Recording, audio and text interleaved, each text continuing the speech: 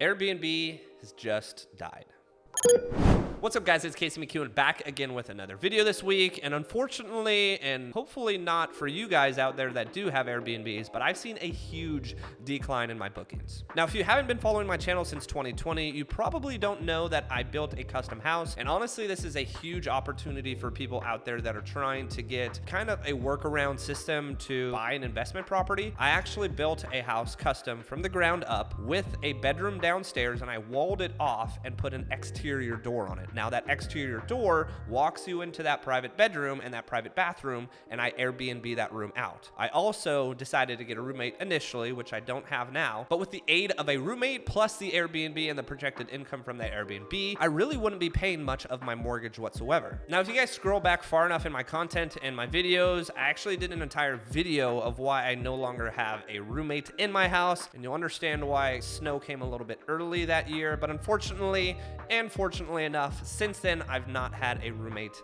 in my house. So now the only income that I was earning off of my house was solely the Airbnb income. And once again, guys, I was making about $1,400 for my roommate a month, and my Airbnb at its best time was making about $2,000 a month. If you add the two together, that's about $3,400. I think my total mortgage on a 15-year note, which 15-year compared to a 30-year note is a substantially higher mortgage, but you're looking at about $4,400 a month. So honestly, I was paying less than what people pay in rent for a very highly desirable area in Dallas for a new construction home. Now, this is a great opportunity for you if you're looking to invest and you're wanting to buy or build a new construction home. You've got to obviously find a place and a custom builder that's willing to draw up the plans for you. But I found that and I built it, and it was working substantially well until obviously I kicked my roommate out. Being 32 though, I figured that maybe it's time that I actually live alone, and I was making enough income to really have it not matter anymore. But on top of that, now I'm actually having my Airbnb fall off tremendously. And if you recently haven't seen, I'm on TikTok all the time, and I see a ton of people, a lot of the large finance and real estate gurus talking about the very same thing, about how people are getting very frustrated with Airbnb. You wanna know what the problem with Airbnb is gonna be? People are bailing on Airbnbs like quicker than a dad getting milk. Whatever you do, do not use Airbnb ever again. So yes, unfortunately, Airbnb as a whole has seen a significant decline in bookings. Now, this can obviously be contributed to a handful of things, one of them being inflation, probably being the leading factor. And on top of that, it's kind of nerve-wracking being the fact that I'm building a custom cabin that's a little bit more expensive than a tiny little bedroom and bathroom in my house up in Broken Bow, Oklahoma, with the intention to short-term rent that out on Airbnb too. Now, I've got some time with my cabin, fortunately enough, another 6 to 8 months before I actually get that up and running. And I'm hoping that I'm gonna set it apart from all of the other cabins up there, that it stays consistently renting. But we will have to see where our country is, where inflation is, where just our economy is in general in the next 6 to 8 months. But as of right now, it's a little worrisome, especially for a lot of people up in Broken Bow who are struggling with bookings on Airbnb as well. One thing about Airbnb is you absolutely need to be very trendy and unique with the aspects of your unit or your house. For example, a lot of you, I'm sure, have seen a lot of those hip bachelor or bachelorette weekend homes in Nashville, Tennessee that are very, very highly rented out, because Nashville, Tennessee is just where everyone goes to their bachelorette parties. Also in Broken Bow, Oklahoma, where I'm gonna have my cabin, I need to set my cabin apart from everyone else's. Now, one aspect of my cabin that's going to set myself apart from others is the fact that it's gonna sleep up to 16 people. There's a lot of cabins out there that only sleep 12 or 14. If you're looking for a large place to stay, mine is obviously going to be able to accommodate a large amount of people. That's one aspect that I wanted to set myself apart from. I also have a massive backyard deck, which is almost the same size of the interior square feet just on the deck alone. I've also got a great view out front. Now, a lot of cabins up there have a normal hot tub, which I will have as well, but I'm also going to have a spa pool, which is basically a small version of a pool that's going to be elevated up on the deck for people that's not going to be necessarily as hot as a hot tub. So for instance, like right now where it's 100 degrees every single day, you probably don't want to spend your summers in a hot tub. So it'll be a great avenue for people to be able to jump in the water and cool off, but not necessarily being freezing cold like the lake water may be, and it's conveniently right in your backyard. Now, I don't have any rental history with my Broken Bow cabin, but I do have some rental history that I'm gonna show you guys just to give you an idea of what my bookings have looked like in my own personal Airbnb in my house. So dating back to last year in August, you can see that I would average close to about $1,500 on a good month, maybe a little bit more. On the low end, I would maybe get $1,000. January is kind of an anomaly where I just had absolutely no bookings whatsoever, mostly because I had a friend live there for about 2 weeks off of Airbnb who was moving out of the country. Then you look at February, March, and April, even May, and you can see that every single one of those months I was looking at north of $1,500 a month. It was very, very consistent. However, the last couple months, we're looking at June of last year, very, very slow. And even July right now for what bookings I have is going to be only slightly better than what June was. To give you guys even more, what you really want to look at is weekends. Now, I can't go all the way back, but there was really never a weekend that wasn't booked. In June, I actually had 2 weekends, the weekend of the 17th and the 24th, that weren't booked. Then I had a pretty long booking at the beginning of July for the July 4th. And this past weekend, I got a last minute booking for the weekend as well. But weekends are not booking up like they used to. I almost never had an open weekend at my Airbnb. So guys, really Airbnb, I mean, honestly, with the amount of money that I charge for my solo bedroom, I think it's anywhere from $75 to $95 a night. It's a very affordable 1-bedroom opportunity in a new construction home or home that's less than 2 years old. So it very, very often gets rented out. So the fact that I have weekends that are not booking up, for a while there, I was getting bookings that were north of a month out. And now I'm just getting, if I'm getting anything, it's last minute bookings. And yes, this is even with adjustments in pricing for my Airbnb. I definitely used to get quite a bit more per night, but I've lowered it just to be able to get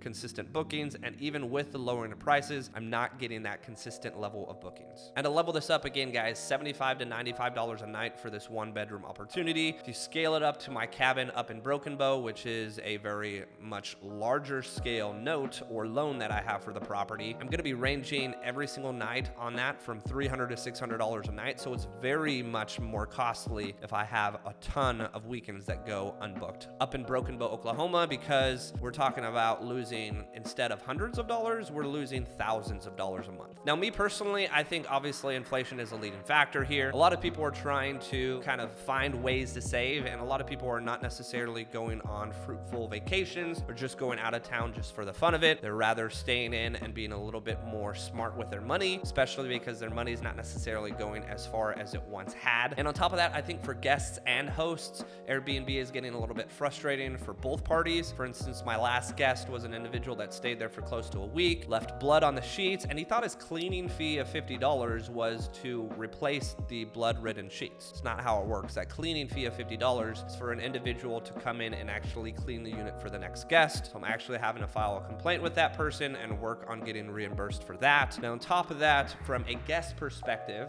okay, I know a lot of people out there have tried to book Airbnbs and they have just ridiculous fees that are associated with them. They may try to save you some money, so instead of, $300 a night, it's $199 a night, but they have a $400 cleaning fee. So really it offsets the fact that you're saving money per night because they're just gouging you on the cleaning fee. And to add all of that together, I think hotels are a very, very convenient matter that we're starting to kind of realize is not such a bad thing. Now, even on the Uber side of things, Uber versus taxi, I think a lot of people, having just come back from Vegas and utilized taxis a handful of times, if I can get a taxi right then and there, I'm willing to pay a little bit more money for it rather than standing around for 25 minutes for an Uber. The same thing can be said, I think, for a hotel space. For the most part, you go into a hotel, you know what you expect. You walk into the hotel, you stay there. If there are any issues, you go downstairs, you get taken care of right then and there, and you get moved to a new hotel room, or they take care of whatever issue that may be. It's a little bit more difficult when it comes to an Airbnb. If you walk into an Airbnb